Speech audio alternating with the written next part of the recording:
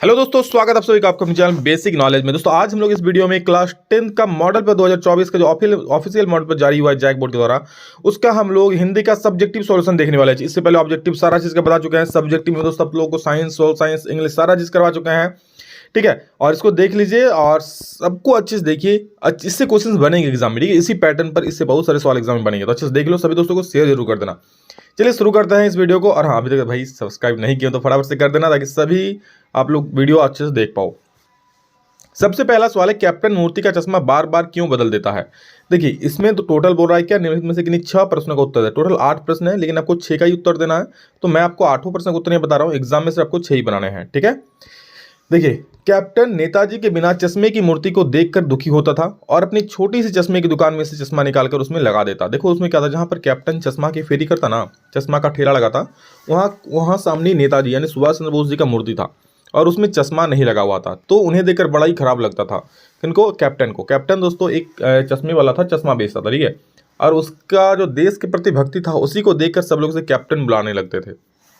तो क्या करता, चश्मे की दुकान में से चश्मा निकालकर उसमें लगा देता था। जब कोई ग्राहक मूर्ति पर लगे जैसे चश्मे मांगता तो वह फिर उसे देता। और जब कोई ग्राहक चाहता कि भाई मुझे नेताजी जैसा चश्मा चाहिए, तो क्या करता, वो नेताजी वाला चश्मा उतार के दे देता और फिर दूसरा नया चश्मा नेताजी की मूर्ति पर लगा देता था। इसीलिए कैप्टन मूर्ति का चश्मा बार बार बदल देता था, ठीक है। अगला देखिए, पठित पाठ के आधार पर बाल गोविंद भगत के मधुर गायन की विशेषता लिखी। यानी बाल गोविंद भगत का जो गानों में जो विशेषता है उसको लिखने बोला है। तो देखिए क्या है, बाल गोविंद भगत के गीतों में एक विशेष प्रकार का आकर्षण था। मतलब सुनते ही भाई लोग आकर्षित उससे हो जाते थे, उसके गानों से। खेतों में जब वो गाना गाते तो स्त्रियों के होंठ बिना गुनगुनाए नहीं रह पाते। देखिए वो तो खेतीहर थे, तो खेती करते थे। तो दोस्तों जब खेतों में वो गाना गाते थे तो लोग क्या, मतलब जो वहाँ औरतें खेत में काम करती वो लोग भी साथ में गुनगुनाते रहते। अभी भी आप लोग देखते हो ना कि जब कोई गाना गाता है तो उसके साथ में गुनगुनाने लगता। और बाल गोविंद भगत का तो सूरी कुछ ऐसा था, सब लोग उसके साथ में गुनगुनाने लगते थे।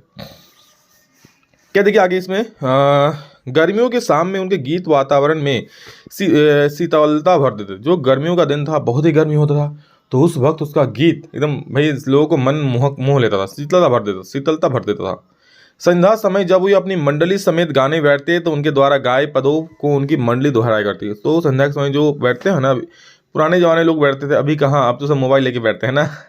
तो उस वक्त जो बैठते थे क्या होता है, मतलब मंडली में जो बैठते थे उसका जो गाना होता था, मतलब सभी में एकदम पूरा मंडली दोहराया करता था। पहले बाल गोविंद भगत जी गाते थे और बाद में सभी उनके दोस्त गांव के लोग गाया करते थे। अगला देखो क्या अगला सवाल है, आपके विचार से फादर ने भारत आने का मन क्यों बनाया होगा। भाई फादर जो है कमिल बुल्के साहब के मन में हिंदी साहित्य, हिंदी भाषा की जानकारी प्राप्त करने की इच्छा थी, ठीक है। इसका अध्ययन वे भारत से ही कर सकते थे। अब हिंदी के बारे में जानना है तो भारत तो आना ही पड़ेगा। भारत और भारतीय संस्कृति के प्रति ये आकर्षित थे, इसीलिए भारत आना चाहते थे। इसके अलावा उसको उस मतलब क्या बोलते, वो हम तब करेंगे, या उसके मतलब भारत से काफ़ी ज़्यादा प्यार था, साधु सन्यासी से प्यार करते थे, ठीक है, खुद भी साधु प्रवृत्ति जैसे थे। तो ये क्या भारत आना चाहते थे इसलिए। बिस्मिल्लाह खां को मंगल ध्वनि का नायक क्यों कहा जाता है, तो इसलिए क्योंकि बिस्मिल्लाह खां को शहनाई के मंगल ध्वनि का नायक इसलिए कहा जाता है क्योंकि शहनाई की ध्वनि मंगलदायी मानी जाती है। भाई शादी ब्याह में ही बजता ना, पे पे पेड़े पेड़े शहनाई। तो आप लोग अब अपने सदी का धुन याद आने लगा क्या भाई, अभी शादी में देरी है, अभी पढ़ाई कर लो, अभी इसकी बारी है, ठीक है। क्योंकि शहनाई की ध्वनि मंगलदायी मानी जाती है। इसका वादक मांगलिक अवसरों पर किया जाता है। शादी के आप लोग याद करते हो, किसी का शादी में आप लोग गए होंगे तो किस प्रकार शहनाई बजता है, ठीक है, पेड़े पेड़े करके बजता है ना, जो भी है। बिस्मिल्लाह खां 80 बरस से भी अधिक इसका वादन मांगलिक अवसर पर किया जाता है। बिस्मिल्लाह खां 80 बरस से भी अधिक समय तक शहनाई बजाते रहे। उनकी गणना भारत के सर्वश्रेष्ठ शहनाई वादक के रूप में की जाती है। अगला है, गोपी ने उद्धव के प्रेम की तुलना किससे की है। तो गोपियों ने उद्धव की तुलना, उद्धव की प्रेम की नहीं, अच्छा सवाल होता है कि उद्धव की तुलना किससे की है, उद्धव के व्यवहार की तुलना किससे की है। भाई उद्धव का प्रेम कहाँ था, मतलब क्वेश्चन भी उल्टा पूछा यहाँ पर, यहाँ था उद्धव के व्यवहार की तुलना होना चाहिए था, ठीक है। तो देखो उद्धव के व्यवहार की तुलना कमल के पत्ते और तेल की मटकी से की गई है। कमल का पत्ता पानी में डूबा रहता है, फिर भी उस पर पानी की एक बूंद नहीं टिकती। जैसे तेल की मटकी को जल में डुबोने से उस पर एक बूंद भी नहीं ठहरती, उसी प्रकार उद्धव श्री कृष्ण के पास रहकर भी उनके प्रेम के बंधन से पूरी तरह से मुक्त था। मतलब क्या बोल रहा है कि जिस प्रकार दोस्तों यहाँ पर जो मटकी था, एक मिनट, हाँ, जैसे कमल के पत्ते इसके पानी के अंदर रहता है, लेकिन जब उसको ऊपर उठाओगे तो उसमें पानी का एक बूंद तक नहीं मिलेगा। क्यों? क्योंकि भाई मतलब पानी ऐसे लगता है कि उससे पानी से कोई संबंध ही नहीं है। उस प्रकार से जो उद्धव थे, उद्धव श्री कृष्ण के पास रहकर भी उसके प्रेम से दूर थे। जैसे तेल की मटकी में कितना पानी डालो पानी नहीं रुकेगा, भाई तेल है फिसल ही जाएगा। उस प्रकार कह सकते हो जो उद्धव थे श्री कृष्ण के पास रहकर भी उनके प्रेम को ना समझ पाए। अगला प्रश्न है, कभी नागार्जुन ने बच्चों की मुस्कान का सौंदर्य किन किन बिंबों के माध्यम से व्यक्त किया। मतलब नागार्जुन जी जो है बच्चों का मुस्कान को किस किस के द्वारा व्यक्त किया है। तो देखो कैसे कैसे व्यक्त किया है कि बच्चे की मुस्कान इतनी सुंदर है कि मृतक में भी जान डाल दे। मतलब हो रहा है कि बच्चे किसकी सुंदर है कि मृतक में भी जान डाल देगा। कवि ने बालक के मुस्कान की तुलना कमल के पुष्प से की है जो तालाब में न खिलकर कवि के झोपड़ी में खिल रहे हैं। मतलब बच्चों के जो मुस्कान है वो कमल के पुष्प किस प्रकार खिले खिले रहते हैं, उस प्रकार बच्चों का जो मुस्कान है वो कमल के पुष्प से कर रहे हैं कवि, और कह रहे हैं हमारी झोपड़ी में आज कमल खिल उठा है। बच्चे की मुस्कान से प्रभावित होकर पाषाण भी पिघलकर पत्थर बन जाएगा। मतलब पाषाण का अर्थ है कि पाषाण हृदय, जो कठोर व्यक्ति है ना, वो भी देखते हो बच्चों के साथ बच्चा बन जाता है, वो ले लोले करने लगता है ना, उसी प्रकार से पिघलकर जल बन जाएगा। कभी बच्चे की मुस्कान की तुलना शेफालिका के फूल से भी करते हैं। ठीक है, शेफालिका के फूल होते हैं दोस्तों, उससे करते हैं। कमल से फूल के करते हैं, कमल के फूल से करते हैं, शेफालिका के फूल से करते हैं, इस प्रकार से। अगला प्रश्न, छाया मत छूना कविता के माध्यम से कवि क्या संदेश देना चाहते हैं। तो देख लो, छाया मत छूना कविता के माध्यम से कवि यह कहना चाहते हैं कि जीवन में सुख और दुख दोनों आते जाते रहते हैं। बीते हुए समय के सुख को याद करके वर्तमान के दुख को बढ़ा लेना अनुचित है। कवि के अनुसार हमें वर्तमान में जीना चाहिए, अतीत के सुख या दुख को याद करके वर्तमान को खराब नहीं करना चाहिए। मतलब मेन कहता है कि हमें वर्तमान में जीना चाहिए। जो वक्त बीत गया वो बीत गया, जो अतीत बीत गया वो बीत गया, जो आने वाला है हमको उसका स्वागत करना चाहिए। भाई अतीत में कब हमें सुख थे दुख थे उसको याद नहीं करना चाहिए। बीते हुए समय के सुखों को आप याद करोगे तो वर्तमान में आपको फिर ज़्यादा कष्ट होगा। ठीक है, वर्तमान में दुख बढ़ जाएगा। या होता है ना कि चलो भाई कभी हम ऐसे थे, कभी हम यहाँ घूमे थे, आज हम घर में बैठे हैं, तो दुख होता है ना भाई। तो अब पीछे जो बीत गया वो बीत गया, बीत गई सो बात गई, समझ रहे हो। जीवन में था एक कुसुम, था उस पर नित्य निछावर तुम। अंबर के आनंद को देखो कितने इसके तारे टूटे, कितने इसके तारे छूटे। कब अंबर टूटे तारों पर, कब अंबर शोक मनाता है। ठीक है, तो इस प्रकार से आप जो बीत गया सो बीत गया, आज के दिन में जियो। ठीक है, संगीतकार के माध्यम से कवि ने किस प्रकार के व्यक्तियों की ओर संगीत किया। देखिए संगीतकार मतलब होता है ना, आप लोग देखे होंगे जब कोई गाना गाता है और उसके साथ में 5-6 लोग मिलकर उसके गाना को साथ देते हैं तो उसको संगीतकार बोलते हैं। जो साथ में 5-6 आदमी उसके साथ में दोहराते हैं, ठीक है, तो उसको संगीतकार बोलते हैं। तो संगीतकार के माध्यम से कवि उस वर्ग की ओर संकेत करना चाहता है जिसके सहयोग के बिना कोई भी व्यक्ति ऊंचाई के शिखर को नहीं पहुंच सकता, प्राप्त नहीं कर सकता। जैसे संगीतकार मुख्य गायक के साथ मिलकर उसके सुरों में अपने सुर को मिलाकर उसके गायन में जान फूंकता है। मतलब क्या, मुख्य गायक होता है उसके उस मुख्य गायन जो होता है, जो मेन सिंगर होता है उसके साथ मिलता है, उसके आवाज़ के साथ आवाज़ मिलाता है और जो आवाज़ मतलब गानों में एक मधुरता ला देता है। और उसका सारा श्रेय किसको मिलता है, मुख्य गायक को ही मिलता है। संगीतकार को कभी श्रेय मिलता देखो नहीं मिलता है ना, इस प्रकार से कहता है। इस पर कहता है क्या संगीतकार मतलब कह रहे हैं कि ऐसे में जो पीछे से भी बहुत सारा सपोर्ट करता है। जैसे कि कोई बिल्डिंग बन रहा है, बिल्डिंग में नाम किसका होता है भाई, चलो इस बिल्डर ने बिल्डिंग बनाई, लेकिन बिल्डर के पीछे कितने उस पर मजदूर काम किए हैं, ठीक है, कह सकते हो ना। तो उन मजदूरों का नाम नहीं होता है भाई कि चलो भाई इतने अच्छे से मजदूर थे, दिन रात काम करे किए हैं। तो इस प्रकार से जो मेन फाइनल होते हैं, जो आगे लीड करते हैं, उसी का नाम होता है। तो उन वर्ग की ओर संकेत करने क्या है जो पीछे से बहुत सारा काम करते हैं बट उसका नाम दिखता नहीं है। अब दोस्तों लघु उत्तरीय प्रश्न को देखेंगे। इसमें भी आप लोग को 6 प्रश्नों का उत्तर देना है, 3-3 नंबर वाले, टोटल 8 प्रश्न है। तो चलिए हर एक प्रश्न को हम लोग देखते हैं और उसका उत्तर निकालते हैं। पहला सवाल है, पान वाले का रेखाचित्र प्रस्तुत कीजिए। तो पान वाले की दुकान चौराहे पर नेताजी की मूर्ति के सामने थी। ठीक है, पान वाले की दोस्तों जो दुकान थी ना, वो चौराहे पर नेताजी की मूर्ति के सामने थी। पान वाले का रंग काला था, वो शरीर से मोटा था, उसकी आंखें हंसती हुई थी, उसकी तोंद निकली हुई थी। जब वो किसी से बात करता तो उसकी तोंद गेंद की तरह ऊपर नीचे उछल देती थी, क्योंकि पेट उसका फूला हुआ था, तोंद निकला हुआ था। मोटा आदमी था, वह स्वभाव से खुशमिजाज था एकदम। बार बार पान खाने से उसके दांत लाल काले हो गए थे। वह कोई भी बात करने से पहले मुंह में रखे पान को नीचे और थूकता, यह उसकी आदत भी बन चुकी थी। समझ रहे हो, मतलब आप देखो ना, आप ऐसे इमेजिन करो भाई, कोई पान चबा रहा है, उससे कोई बात कर रहा है तो बात करा, थूक करके थूका, उसका बोला अरे भाई साहब ऐसा ऐसा ऐसा। तो पान थूक करके वो बोलता था कोई बात और हर वक्त पान चबाता रहता था। समझ रहे हो, इमेजिन कर सकते हो ऐसे। तो मोटा सा आदमी, काला सा, ठीक है, लाल दांत हो गया, लाल लाल पान खाने के कारण, हर वक्त पान चबा रहा है, कोई उससे बात कर रहा है तो फट से पान थूका उससे और फिर बात कर रहा है। लेखक ने फादर बुल्के को मानवीय करुणा की दिव्य चमक क्यों कहा है? तो देखो, लेखक ने फादर बुल्के को मानवीय करुणा की दिव्य चमक क्यों कहा है, ये इसका आंसर ये है। दो बार क्वेश्चन लिखा है, कोई नहीं, देखो वैसे। फादर बुल्के के मन में अपने प्रियजनों के लिए असीम ममता और अपनत्व था। इसीलिए लेखक ने फादर बुल्के को मानवीय करुणा की दिव्य चमक कहा। क्या? क्योंकि अपनों प्रियजनों के लिए जो उससे प्यार करते थे, असीम ममता थी, अपनत्व था बहुत। वह देवदार के पेड़ के समान अपने प्रियजनों को अपनी छाया प्रदान करते थे। ठीक है, सबको अच्छी सीख देते थे, ठीक है, अच्छी अच्छी बातें बोलते थे। वो देवदार के पेड़ के समान सभी अपने प्रियजनों को छत्र छाया में रखते थे, छत्र छाया प्रदान करते थे। अगला है लेखिका मन्नू भंडारी के व्यक्तित्व पर किन किन व्यक्तियों का किस रूप में प्रभाव पड़ा है? तो देखिए, लेखिका व्यक्तित्व पर उनके माता पिता का प्रभाव पड़ा। माँ से उन्होंने सहनशीलता सीखी और पिता से जिद। क्या? माँ से उसने सहनशीलता यानी सहना सीखा, पेशेंस सीखा, माँ से पेशेंस, और पिता से क्या सीखा? जिद। अपने पिता से ही उन्होंने इस बात के लिए प्रोत्साहन मिला था कि रसोई की चार दीवार से निकलकर बाहर की दुनिया के बारे में पता किया जाए।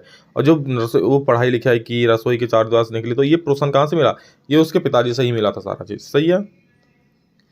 कवि नागार्जुन ने बच्चों की मुस्कान के सौंदर्य को किन किन ये तो फिर से और एक बार क्वेश्चन आप लोग बताएं, वही क्वेश्चन दोबारा पूछा गया इसमें, ठीक है, वही सेम टू सेम सवाल है। चलिए, इसको आप लोग आंसर फिर से देख लीजिए, कोई दिक्कत नहीं है। कभी बादल से फुहार रिमझिम या बरसने के स्थान पर गरजने के लिए कहता है, क्यों? कभी बोल रहे हैं भाई, हे बादल तू रिमझिम रिमझिम या बरसने के स्थान पर मत बरस, इसके जगह पे तू गरज, गड़गड़ गड़गड़ गरज। क्यों ऐसा गरजने क्यों कर रहा है? निराला क्या थे? जो इसके कवि हैं निराला, ठीक है, सूर्यकांत त्रिपाठी निराला, वो एक क्रांतिकारी कवि थे। कलम से क्रांति करते थे, लिखते थे भाई, बहुत ही क्रांतिकारी बात लिखते थे। वे समाज में बदलाव लाना चाहते थे, इसलिए जनता में चेतना जागृत करने के लिए और जोश जगाने के लिए कभी बादल से फुहार या रिमझिम या शांत तरीके से बरसने के लिए नहीं कहता है, बोले गरज, बादल तो गरज, गरजने के लिए कहता है, ठीक है। गरजना शब्द क्रांति बदलाव से विरोध दर्शाता है। गरजना क्या? हड़ गरजता है, तो क्रांति दिखा, जैसे एकदम जैसे मेघी क्रांति में उतराए हो, वैसे लोगों को क्रांतिकारी बनाने के लिए बादल को गरजने के लिए कहता है, क्योंकि वो खुद एक क्रांतिकारी व्यक्ति थे। आपके विचार से माँ ने ऐसा क्यों कहा कि लड़की होना पर लड़के जैसा दिखाई मत देना?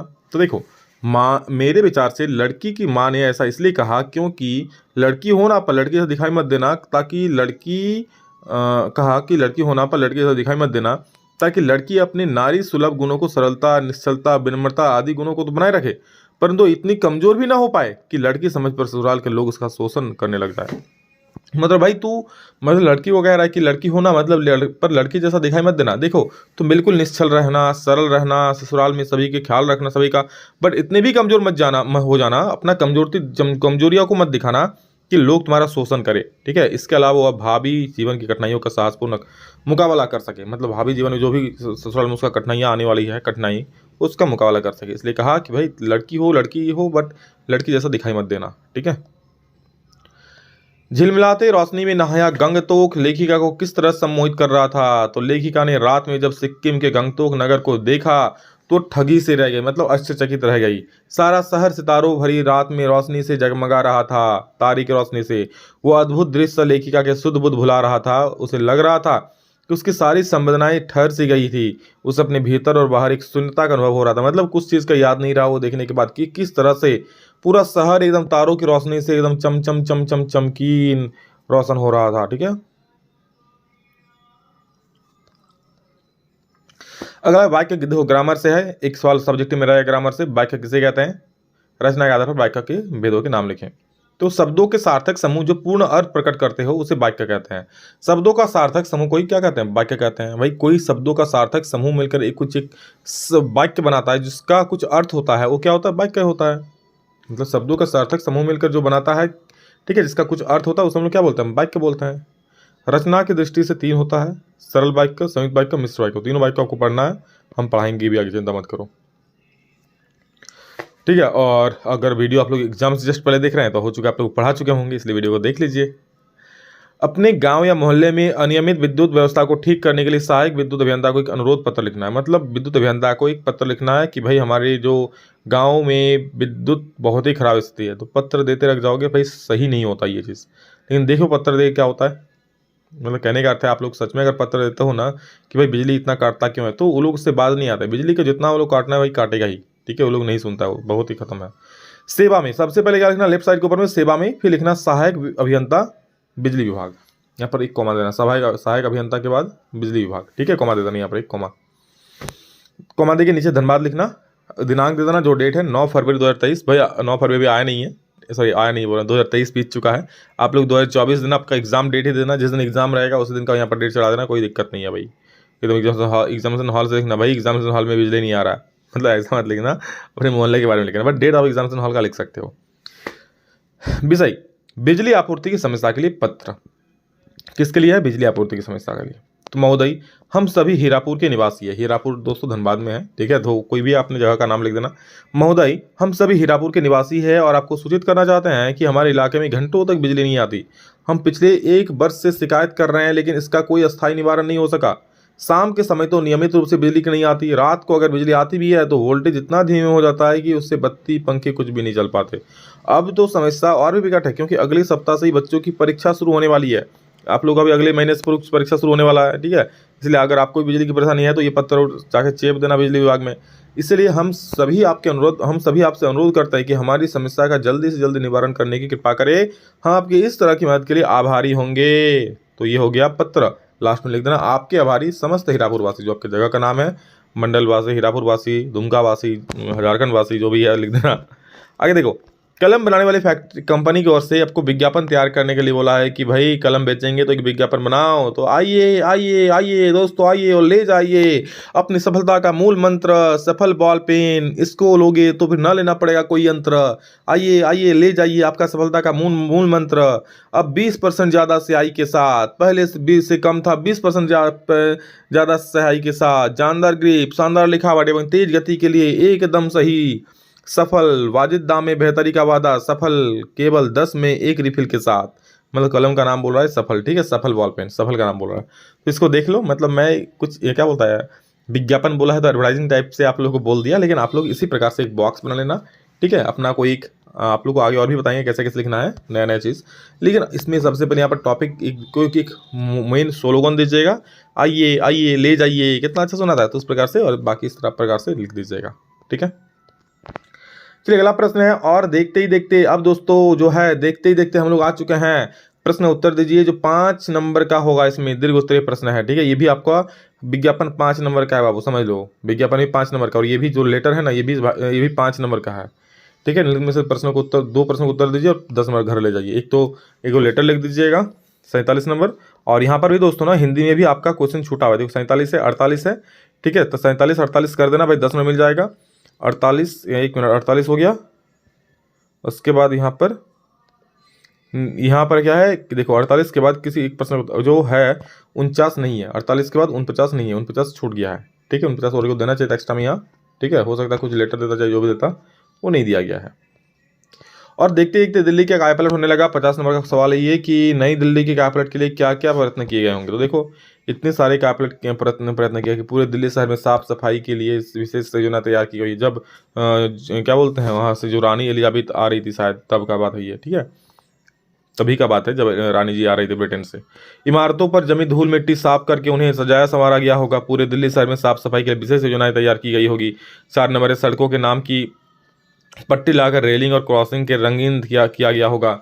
सड़कों के नाम की पट्टी लगाकर रेलिंग और क्रॉसिंग को रंगीन किया गया होगा। जो भी सड़क के किनारे जो भी नाम होता है क्रॉसिंग पर लिखा रहता है उस सारे चीज़ को पेंट किया गया होगा। आतंकवादी घटना या फिर इंग्लैंड विरोधी कार्यक्रम क्योंकि रानी इंग्लैंड से आ रही थी एलिजाबेथ, ठीक है, तो इस प्रकार से कोई आतंकवादी घटनाएं ना घटे, इंग्लैंड विरोधी कोई बात ना हो, इसलिए उसके लिए सुरक्षा के पूरे इंतजाम किए गए होंगे। जगह जगह स्वागत द्वार बनाया गया होगा ताकि रानी का स्वागत हो सके, उस रानी का जहाँ के लोगों ने, जहाँ के कमीनों ने हमारे भारत में आज़ाद किया था, तो उसका स्वागत के लिए, ठीक है। मार्ग पर दोनों देश के ध्वज लहराए गए होंगे। अगला प्रश्न है, जीते नार्गी गाइड की भूमिका के बारे में विचार करते हुए लिखिए कि कुशल गाइड में क्या क्या गुण होते हैं। नार्गे एक कुशल गाइड था, कोई इसमें दो राय नहीं है। वो अपने पेशे के प्रति पूरा समर्पित था। उसे सिक्किम के हर कोने के विषय में भरपूर जानकारी प्राप्त थी, इसलिए वो एक अच्छा गाइड था, क्योंकि वो सिक्किम का गाइड था, सिक्किम के हर एक चीज़ के बारे में जानता था। तो एक कुशल गाइड में दोस्तों निम्नलिखित गुणों का होना आवश्यक है। क्या क्या गुण, तो चलिए देखते हैं, ठीक है, क्या क्या गुण होने चाहिए। सबसे पहला कॉम में क्या देखिए, एक गाइड अपने देश और इलाके के कोने कोने से भली भांति परिचित होता है, अर्थात उसे संपूर्ण जानकारी होनी चाहिए। गाइड क्या अपने देश और इलाके के कोना कोना भली भांति परिचित होता है, इसलिए उन्हें संपूर्ण जानकारी होना चाहिए। ठीक है। अपना अगर पूरा देश का गाइड है देश का होगा, अपना इलाके का गाइड है तो इलाके के बारे में जानकारी होगा। उसे वहाँ की भौगोलिक स्थिति, जलवायु और इतिहास की संपूर्ण जानकारी होनी चाहिए। जहाँ घुमाने ले जा रहे हैं वहाँ का भौगोलिक स्थिति, ठीक है, टेम्परेचर कितना होता है कितना नहीं, जलवायु कैसी वहाँ का, पूरा इतिहास संपूर्ण, और इतिहास की सारा जानकारी होना चाहिए कि इतिहास में यहाँ पर कौन क्या हुआ था, सारा चीज़, ताकि जब लोग घूमे तो वहाँ बताने से भाई देखो यहाँ पर इतिहास में एक राजा रहा करते थे, ठीक है, वो राजा किसी रानी से बहुत ही बेहद किसी राजकुमारी से प्रेम किया करता था, ठीक है, दोनों का मिलन हुआ, किसमें जो भी कहानी होता है भाई, पुरानी कहानी। एक कुशल गाइड को चाहिए कि वो अपनी भ्रमणकर्ता के हर प्रश्नों का उत्तर देने में सक्षम, भ्रमणकर्ता मतलब जो घूमता है, ठीक है, जो अब जैसे घूमने जाओगे तो आप ही भ्रमणकर्ता हो जाओगे, उसके आपके प्रश्नों का, जिसके जो घूमता है उसके हर प्रश्नों का जवाब वो देने में सक्षम हो। गाइड को ऐसा होना चाहिए। एक कुशल गाइड को अपनी विश्वसनीयता का विश्वास अपने भ्रमणकर्ता को दिलाना आवश्यक है, तभी वह एक आत्मीय रिश्ता कायम करने में कार्य कर सकता है। मतलब क्या, उसको ये विश्वास दिलाना होगा कि चलो भाई हम, मतलब ऐसा कोई ऐसे यारे गहरे आदमी नहीं है, हम सच में गाइड है, आप लोग पैसा वैसा लेकर भागने वाला आदमी नहीं है, ठीक है, मतलब उसको विश्वास दिलाना होगा कि चलो भाई मैं एक सच्चा आदमी ही हूँ। गाइड को कुशल और बुद्धिमान व्यक्ति होना आवश्यक है, ताकि समय पड़ने पर वो विषम परिस्थितियों का सामना अपनी कुशलता और बुद्धिमानी से कर सके और अपने भ्रमणकर्ता की सुरक्षा कर सके। मान लो ऐसे कोई आपात स्थिति आ जाती है तो उसकी सुरक्षा एक बुद्धिमान भी होना चाहिए, ताकि आपात स्थिति से वो मुकाबला कर सके और जो भ्रमणकर्ता है, जो घूमने वाले लोग हैं, उनका सुरक्षा कर सके। गाइड को इस बात का ध्यान रखना चाहिए कि भ्रमणकर्ता की रुचि पूरी यात्रा में बनी रहे, ताकि भ्रमणकर्ता के भ्रमण करने का प्रयोजन सफल हो। उसे इस बात पर भी ध्यान रखना चाहिए कि भ्रमणकर्ता को बोरिंग ना हो, ठीक है, घूम तो रहा है भाई, अच्छे अच्छे बातें भी उसको बताएं, अच्छे अच्छे चीज़ दिखाएं, अच्छे अच्छे इंटरेस्टिंग बातें बोले। एक कुशल गाइड की वाणी को प्रभावशाली होना आवश्यक है, इससे पूरी यात्रा प्रभावशाली बनी रहती है और भ्रमणकर्ता की यात्रा में रुचि बनी रहती है। मतलब एक क्या, वाणी भी अच्छा होना चाहिए, बोली भी अच्छा होना चाहिए, ताकि लोग सुनकर ही उससे मतलब इस प्रकार से बातों को बोले कि लोग आकर्षित हो जाए, तो उससे और मजा आएगा लोगों को घूमने में। Got it.